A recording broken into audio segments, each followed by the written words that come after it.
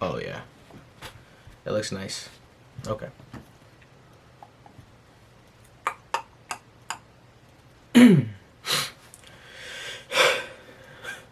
Okay. And 3, 2, 1. Hey guys, welcome back to another episode of Pegasus Movies Podcast. I am your host, Robert Bettis, and today we will be talking about how to enter your movies or documentaries, TV shows, or short films into festival circuits. Now, this is very important for people who are just getting into the industry, or people who are independent filmmakers, or you want to make documentaries, you want to do different things like that.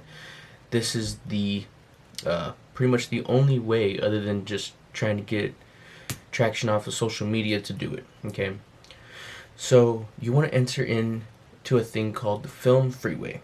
Okay, now for those of you that know what this is, okay, it's the most, like, most professional way that you can enter into any kind of film festival. So you make an account, you put all your information there, your manager, publicist, agent. If you don't have those, you don't need them. You don't have to worry about it. And then your actual film. Now, you don't want to just put like a YouTube video out there, unless that's what you're going for. If you're gonna shoot a like docu-series, that's gonna be kind of shot in the editing the same way as you would a like YouTube channel, cool, that's awesome. If not, make it look your best. Okay, you want to have it to where it's, because you want to have it to where it's going to be shown, want to be shown, honestly, in the actual theaters. Now, just because you pay to enter does not mean you're guaranteed for it to get picked up, for it to be seen, for it to be voted, for it to get an award. None of that. And if they promise you that in the selection, and I'll like get into the selection part a little bit later on in this podcast, don't go to them. Anyway, you make your film, your docuseries, your documentary episodes, whatever it is, and then you go into Film Freeway. Okay, just really pay attention to what you're entering. Okay, you do have to pay to enter. You can either do the gold, which gold's great. It gives you discounts, things like that. You can do the BAFTA. You can do the Academy credited, and then there's another one that I forgot. I can't remember which one.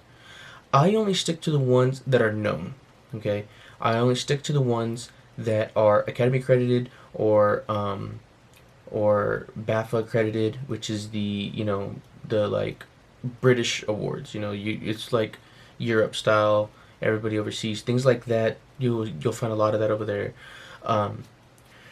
But what's really cool, man, is that the Academy goes all over the world. The like Film Academy, Oscars. So having that aspect of it, you really have to put in your good shit. You know what I mean? Getting a slot in a film festival that is Academy credited means that your stuff is actually pretty decent. If you win, that means your stuff's really good, right? So the way that you like go about obviously making it to the Oscars is, one, you have to win an Academy accredited festival. That's the only way, unless you are like, Ron Howard or Steven Spielberg or Jon Favreau, where your stuff is just blowing up, it's getting huge, it's getting recognition, it's winning awards on the outside of festivals like Rotten Tomatoes, all that thing. Then your stuff is allowed to be in there at just a different level. Now, nothing wrong with that. Everybody has their different journeys. For me, I like to do a lot of independent work right now. Now, I do work with other studios and stuff, but I like to do a lot of independent work because I know what my vision is. I know how I want it written, how I want it shot, how I want to do the editing, all that kind of stuff. I already know the festivals that I'm going to enter in a year in advance before making a certain project. I'm not going to enter a documentary into a short film festival. Doesn't work. I'm not going to enter a documentary into a feature film festival or just a film festival. I'm going to enter a documentary into a documentary festival or a docu-series festival. When you go on the Film Freeway, it's going to give you options to what to pick from. You know what I mean? Don't worry about the options. Go to the filter, click on Academy credited and BAFTA credited festivals. It will literally wipe out everybody else that is just trying to start a festival or just trying to get people to join their stuff or any of that. Don't do that. Enter into the actual ones that really mean something, okay? Because it's going to push you. It's going to push you to be better, do better, create better. Really just get your shot selections. You got to be open-minded with things. You want to do an underwater scene, you don't have gear. Okay, well, get a fish tank and put your camera in the middle. Just don't submerge it all the way where the water goes on top. You know, boom, you got an underwater scene. You have to be creative. Like with this setup, right? For those of you on like YouTube or watching on like Spotify, I have this blue. It's like a really, really soft blue.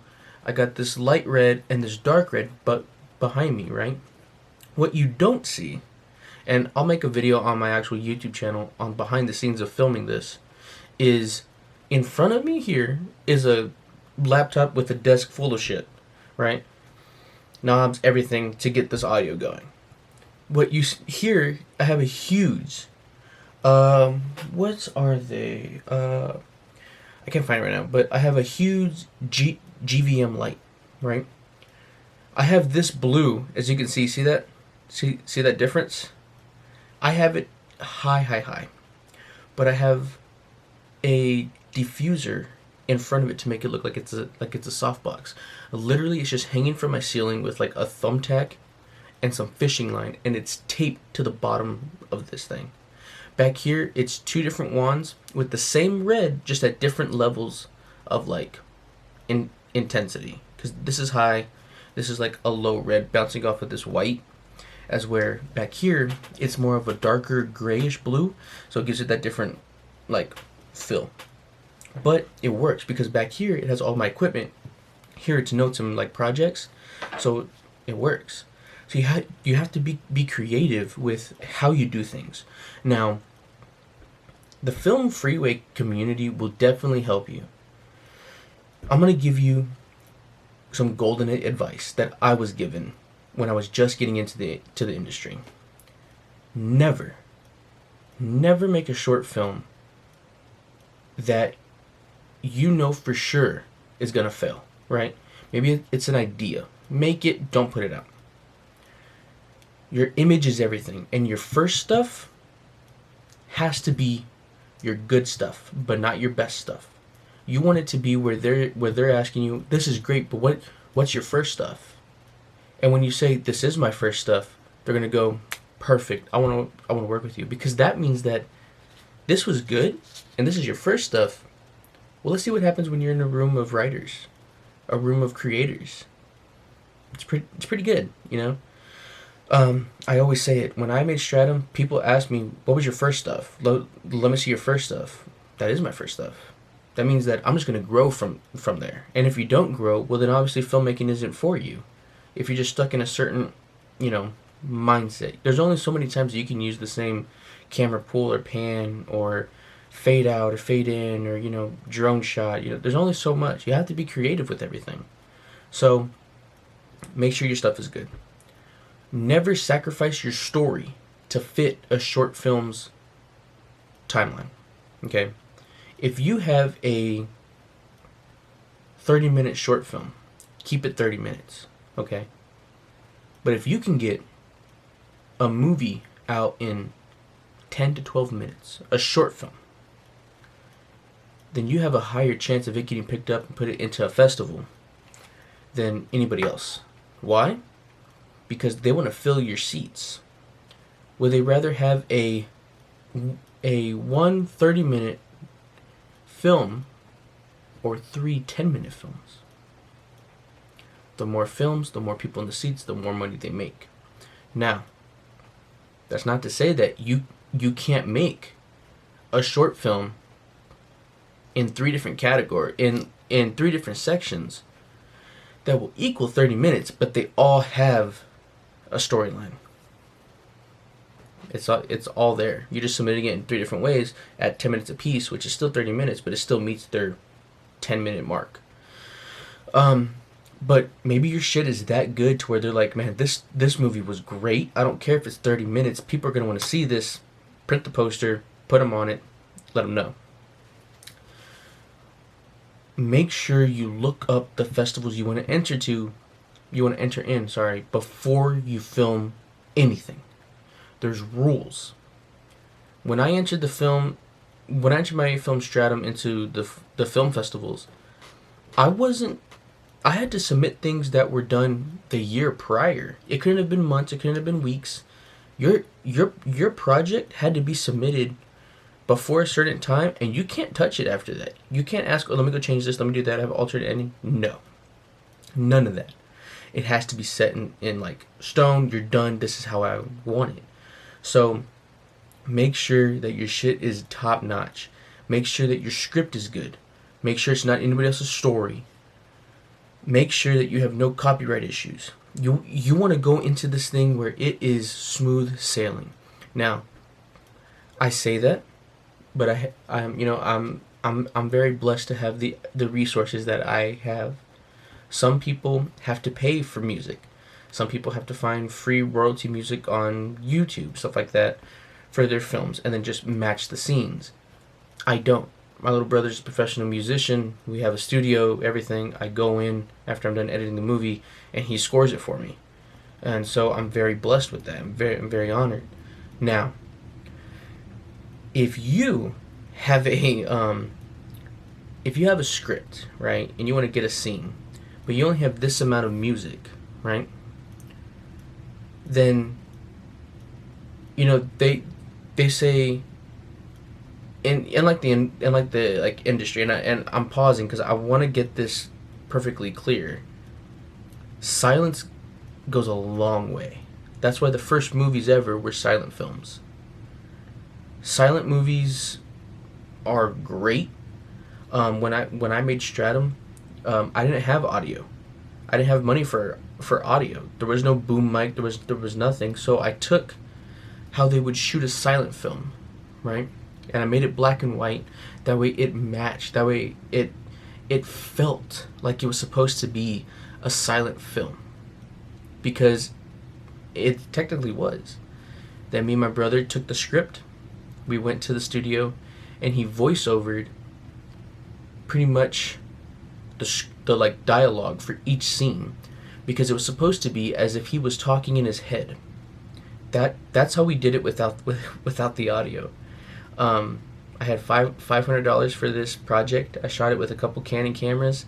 I was on a ladder at like one point because we didn't have anything high enough to get overhead shot. We didn't have drones. None of that stuff, man. When I was starting off, you have to be creative. We shot it in my parents' sunroom, and we just made it work.